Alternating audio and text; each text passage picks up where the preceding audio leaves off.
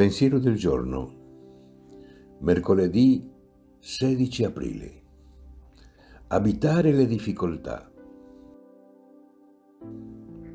Durante la settimana santa mi hanno colpito due cose.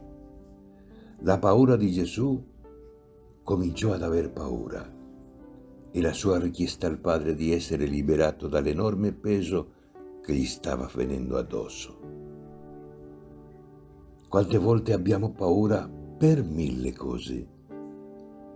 Quante volte abbiamo paura di mille cose? Affoghiamo le nostre gocce di paura nella sua grande paura. E quante volte sentiamo il bisogno di fare domande a Dio, ma poi, proprio mentre le facciamo, le mettiamo da parte aderendo a una sua diversa volontà. Forse queste domande non sono inutili. Forse hanno un perché. Anche Gesù l'ha fatto, mostrandosi così vicino a noi, così umano.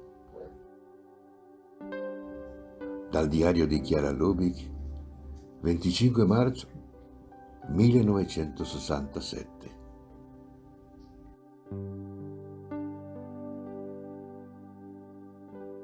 Ciao!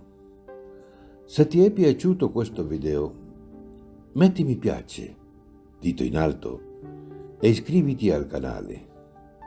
È libero, gratuito e senza alcun impegno.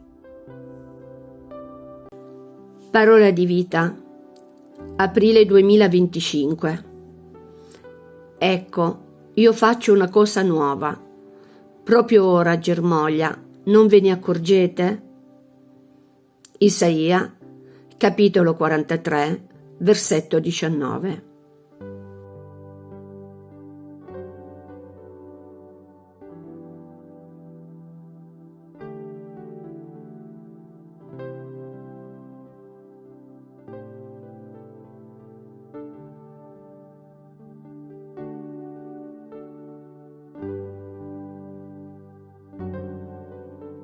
Chiara Lubich, L'arte di amare, editrice Città Nuova.